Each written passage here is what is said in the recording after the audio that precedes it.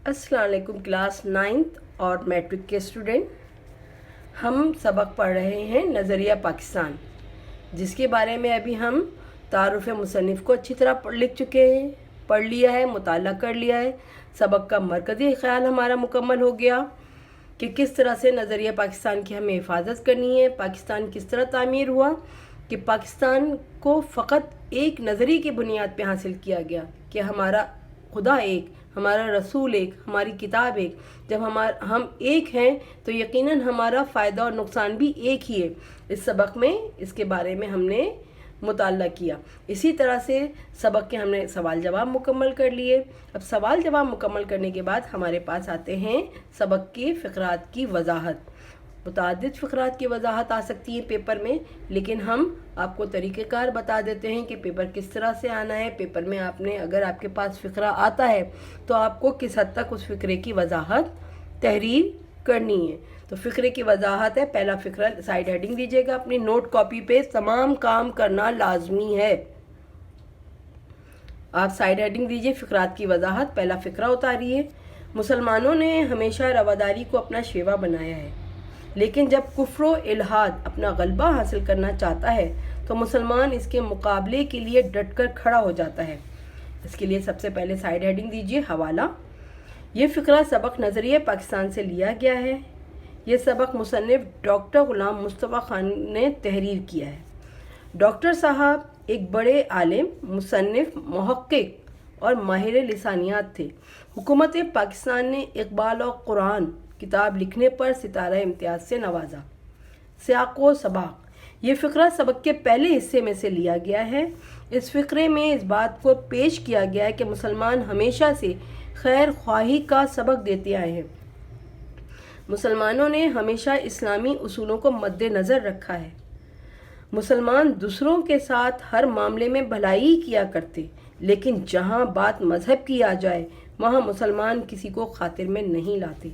वजाहत, इस फ़िक्रे में मुसन्निफ़ नज़रिया पाकिस्तान का तारीख़ी पस मंज़र बयान करते हैं कि कहते हैं कि मुसलमान बहैसियत कौम रवादारी और हुस्न सलूक के कायल रहे हैं और हर जगह इनकी कोशिश रही है कि दूसरी कौमों से बेहतर ताल्लुकात रखे जाएं। बर्रे सग़ीर में भी इनका यही रवैया रहा, लेकिन कभी भी बेदीन लेकिन जब कभी भी बेदीन ताकतों ने इस्लाम पर गालिब आने की कोशिश की तो मुसलमान बेखौफ ख़तर इनके मुकाबले में खड़े हो गए। हिंदुस्तान में मुसलमानों की हुकूमत सदियों से थी, लेकिन जब शहंशाह अकबर का दौर आया तो इसने ज़रूरत से ज़्यादा दोस्ती और रवादारी हिंदुओं के साथ रवा रखी, जिसके नतीजे में हिंदू मुल्क की नज़्म व नस्क़ में दखल देने लगे और काफराना तौर तरीके मुल्क में राइज होने लगे। यहाँ तक कि मुसलमान अपने मजहबी मामलात में भी आज़ाद ना रहे। यहाँ तक कि मुसलमान अपने मजहबी मामलात में भी आज़ाद ना रहे। तो अकबर के आखिरी दौर में हज़रत शेख अहमद सरहंदी फ़ारूक़ी, जिनका लक़ब हज़रत मुजद्दिद अलिफ सानी मशहूर है, इस्लाम के विकार को बचाने के लिए सफ़ारा हो गए और इन्होंने इस्लामी अक़दार के फ़रोग़ और सरबुलंदी के लिए हर किस्म की तकालीफ़ उठाईं, लेकिन इस्लाम की सरबुलंदी की खातिर जद्दोजहद में मसरूफ़ रहे। अब हम फ़िक्रा नंबर 2 लिखेंगे। नज़रिया पाकिस्तान का मकसद पाकिस्तान को एक इस्लामी फ़लाही मुमलिकत बनाना है।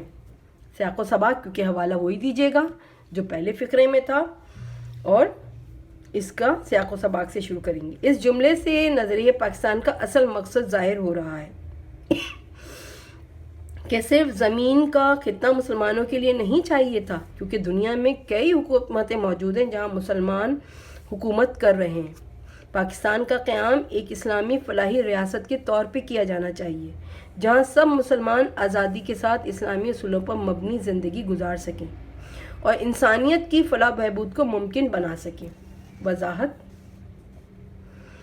इस फ़िक्रे में मुसन्निफ़ एक बार फिर इस बात पर ज़ोर देते हैं कि पाकिस्तान को बार बार जो हम नज़रियाती मुमलिकत कहते हैं اور نظریے پہ زور دیتے ہیں۔ بعض لوگ یہ سمجھنے سے قاصر ہیں کہ اس کا سیدھا اور صاف مطلب کیا ہے۔ اس سوال کا جواب یہ ہے کہ نظریہ پاکستان کا مطلب اسلامی اصول ہیں، وہ باتیں اور کام جن کی تعلیم اللہ کے حکم سے ہمارے نبی صلی اللہ علیہ وآلہ وسلم نے دی ہیں، ان پر عمل کرنا چاہیے۔ لیکن ملک کے حوالے سے اس بات پر زور دینا یہ نہیں ہے کہ بس ہم نماز روزے پر ہی زور دے کر اپنے ذاتی اعمال اچھے کر لیں، بلکہ اس کا مطلب یہ ہے کہ حقوق العباد یعنی لوگوں کے حقوق پورے کریں۔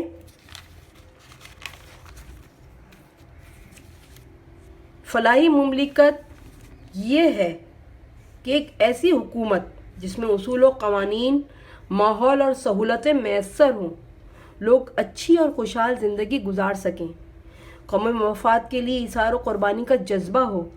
جس نیک زندگی گزارنے کے لیے ہم نے ملک مانگا تھا، جب اللہ نے دے دیا تو اس پر عمل کیوں نہیں کیا؟ فقرہ نمبر 3 کی وضاحت۔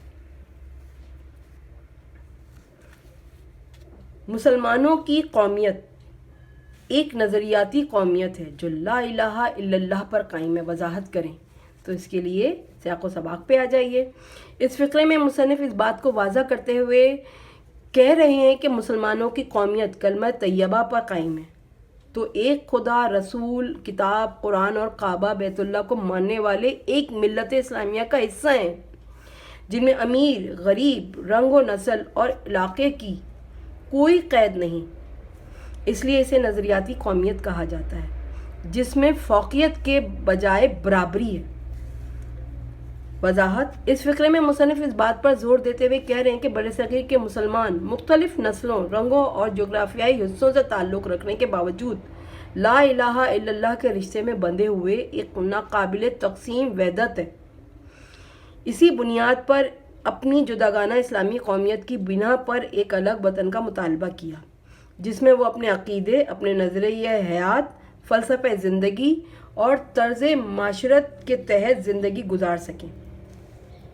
پاکستان کا وجود اسلام کا مرہون احسان ہے اور یہ واحد نظریاتی ریاست ہے جو اسلام کی سرفرازی اور سربلندی کے لیے معرض وجود میں لائی گئی ہے۔ گویا نظریہ پاکستان میں اسلامی زندگی اور اقدار کا تصور اساسی حیثیت رکھتا ہے۔ جبھی تو شاعر کہتا ہے کہ اب کا نہیں یہ ساتھ صدیوں کا ساتھ ہے، اب کا نہیں یہ ساتھ صدیوں کا ساتھ ہے، تشکیل ارض پاک میں مذہب کا ہاتھ ہے۔ اس سبق کا تمام کام ہم نے مکمل کیا جو ہمارے نوٹس کے مطابق جو ہمارے پیپر میں آ سکتا ہے۔